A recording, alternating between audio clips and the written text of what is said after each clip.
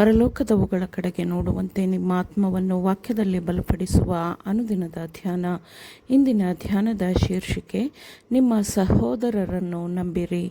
ಈ ದಿನದ ಸತ್ಯವೇದದ ವಾಕ್ಯ, ಆದರೆ ನೀವು ಬೋಧಕರೆನಿಸಿಕೊಳ್ಳಬೇಡಿರಿ, ಒಬ್ಬನೇ ನಿಮ್ಮ ಬೋಧಕನು, ನೀವೆಲ್ಲರೂ ಸಹೋದರರು. ಮತ್ತಾಯ 28ನೇ ಅಧ್ಯಾಯ 3ನೇ ವಚನ. ಅಧಿಕಾರ ಸ್ಥಾನದಲ್ಲಿದ್ದ ವಿವಿಧ ಜನರಿಂದ ಸಹೋದರನಾದ ಎನ್ನ ಪರವಾಗಿ ಬರೆದ ಹಲವಾರು ಸಾಕ್ಷಿ ಪತ್ರಗಳನ್ನು ಕೆಲವು ದಿನಗಳ ಹಿಂದೆ ನಾನು ಸ್ವೀಕರಿಸಿದೆನು. ನಾನು ಆ ಪತ್ರಗಳನ್ನು ಓದಿದೆ. ಆ ರಾತ್ರಿ ಒಂದು ಚಿತ್ರಣವು ನನ್ನ ಮುಂದೆ ಹಾದು ಹೋಯಿತು.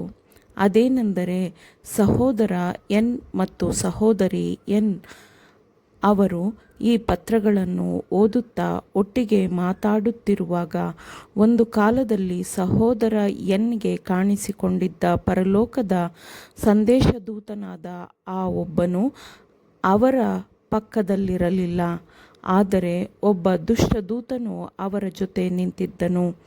ಮತ್ತು ದಂಪತಿಯಾಗಿದ್ದ ಎನ್ರವರಿಗೆ ಆ ದುಷ್ಟದೂತನು ಅವರ ಸಹೋದರರ ಬಗ್ಗೆ ಕಹಿಯನ್ನು ಅವರ ಮನಸ್ಸಿನಲ್ಲಿ ಬಿತ್ತಿದ್ದನು.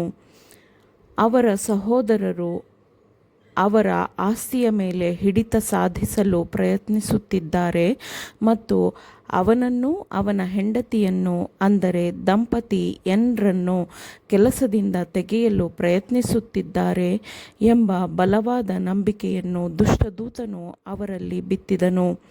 ದಂಪತಿ ಎನ್ರವರು ವೃದ್ಧರಾಗಿದ್ದು ಅವರನ್ನು ಅವರ ಸಹೋದರರು ಕಡೆಗಣಿಸುತ್ತಿದ್ದಾರೆ ಎಂಬ ವಿಷಬೀಜವನ್ನು ಆ ದುಷ್ಟದೂತನು ಬಿತ್ತಿದನು. ಸಹೋದರಿ ಎನ್ಲೂ ಸಹ ಅದನ್ನು ನಂಬಿದಳು. ಎಲ್ಲ ತಪ್ಪು ಮಾಹಿತಿಗಳನ್ನು ಸತ್ಯ ಎಂದು ನಂಬಲಾಯಿತು. ನಂತರ ಈ ತಪ್ಪು ಮಾಹಿತಿಗಳನ್ನೇ ಪತ್ರದಲ್ಲಿ ಸಹೋದರ ಎನ್ರವರು ಬರೆದಿದ್ದಾರೆ ಎಂಬಂತೆ ನನಗೆ ಒಂದು ಚಿತ್ರಣವು ದೊರೆಯಿತು. ನಂತರ ದೃಶ್ಯವು ಬದಲಾಯಿತು. ಸಹೋದರ ಎನ್ರವರನ್ನು ಅವರ ಸಹೋದರರು ಉದ್ದೇಶಿಸಿ ಮಾತನಾಡುವುದನ್ನು ನಾನು ಕೇಳಿದೆ. ಮುಂಚೆ ಯಾವಾಗಲೂ ತಮ್ಮ ಹತ್ತಿರವಾಗಿದ್ದ ಪ್ರಾಮಾಣಿಕರಾಗಿದ್ದ ಈ ಸಹೋದರರ ಮಾತನ್ನು ಕೇಳಲು, ಸಹಾಯವನ್ನು ಪಡೆಯಲು ಸಹೋದರ ಎನ್ರವರು ಸಿದ್ಧರಿರಲಿಲ್ಲ. ದಂಪತಿಗಳಾದ ಎನ್ರವರು ಶತ್ರುಗಳ ಬಲೆಗೆ ಬಿದ್ದಿದ್ದಾರೆಂಬ ನಿರೂಪಣೆಯು ಚಿತ್ರಣವು ನನಗೆ ದೊರೆಯಿತು. ಆ ಶತ್ರುವಿನ ಶೋಧನೆಗಳಿಗೆ ಅವರು ಒಳಗಾಗಿದ್ದರು ಮತ್ತು ತಾವು ನೋವು ಅನುಭವಿಸುವುದಕ್ಕಾಗಿಯೇ ತಾವೇ ಅವನ ಬಲೆಗೆ ಬಿದ್ದು ಅವರು ತಮ್ಮನ್ನೇ ಮೋಸಗೊಳಿಸಿಕೊಳ್ಳುತ್ತಿದ್ದರು.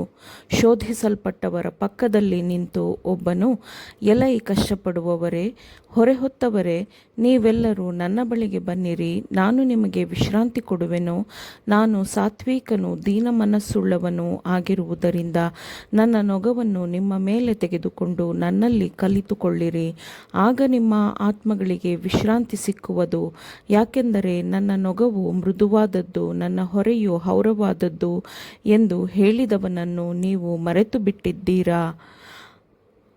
ಅಸೂಯೆ ಮತ್ತು ಕೆಟ್ಟ ಯೋಚನೆಗಳಿಂದ ಮಾಡಲಾಗಿರುವ ಒಳ್ಳೆಯ ಕೆಲಸವನ್ನು ಹಾಳು ಮಾಡುವಿರೋ ಎಂದು ಹೇಳಲಾಯಿತು. ನನ್ನ ಸಹೋದರ ಸಹೋದರಿಯೇ, ಈಗ ನಿಮಗೆ ದೇವರ ಸಂದೇಶದೂತರಿಂದ ಬೋಧನೆಯ ಮಾತು ಬಂದಿದೆ. ನೀವು ಅಸೂಯೆಗೆ ಒಳಗಾಗಿರುವ ಕಾರಣ, ನೀವು ಮಾಡಿರುವ ಒಳ್ಳೆಯ ಕೆಲಸಕ್ಕೆ ವಿರುದ್ಧವಾಗಿ ವರ್ತಿಸುತ್ತಿರುವ ಕಾರಣ ನೀವು ಅಪಾಯದಲ್ಲಿದ್ದೀರಿ. ಇಲ್ಲಿಗೆ ಇದನ್ನೆಲ್ಲ ನಿಲ್ಲಿಸಿರಿ. ಕರ್ತನು ನಿಮಗೆ ಸಹಾಯ ಮಾಡಿದ್ದಾನೆ, ಅವನು ನಿಮ್ಮ ಪರವಾಗಿ ಕೆಲಸ ಮಾಡಿದ್ದಾನೆ. ಶತ್ರುವಿನ ಸಲಹೆ ಬೋಧನೆಗಳಿಗೆ ಗಮನ ಕೊಡುವುದನ್ನು ನಿಲ್ಲಿಸಿರಿ. ಕರ್ತನು ನಿಮ್ಮನ್ನು ನಡೆಸಲಿ, ಆತನ ಮಾರ್ಗದರ್ಶನದಡಿಯಲ್ಲಿ ನಡೆಯಿರಿ. ಶತ್ರುವಿನ ದುಷ್ಟ ಬೋಧನೆಗಳಿಗೆ ಮಣಿದು ಶತ್ರುವಿನ ಕೈಗೆ ಕೆಲಸವನ್ನು ಒಪ್ಪಿಸಬೇಡಿರಿ.